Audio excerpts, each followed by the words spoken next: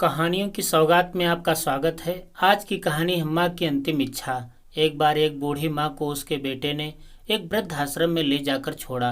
इस माँ का ये वही इकलौता बेटा था जिसके लिए इस माँ ने जीवन भर संघर्ष किया।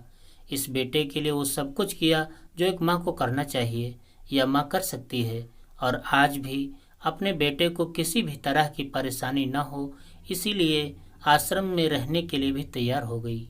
वृद्धाश्रम में रह रही माँ हमेशा अपने बेटे को याद करती, मगर बेटा केवल साल में एक बार ही माँ से मिलने जाता या फिर फोन पर बात कर लेता।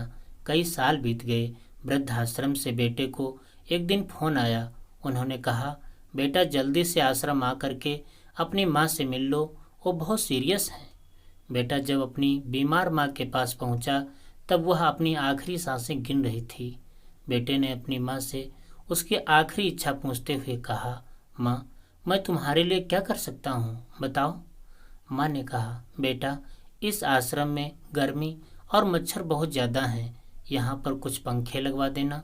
फ्रिज न होने की वजह से यहाँ पर हम बूढ़ों को कई बार भूखे पेट ही सोना पड़ता है, क्योंकि किसी के द्वारा दिया हुआ खाना खराब होने से नहीं बचा पाते।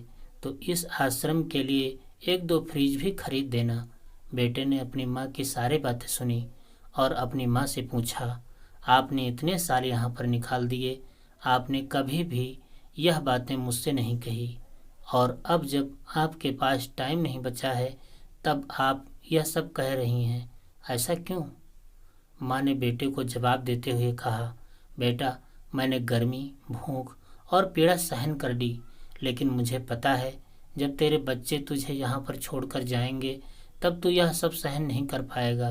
इसीलिए तेरी सुविधा के लिए मैं तुझे यह सब लगाने के लिए कह रही हूँ।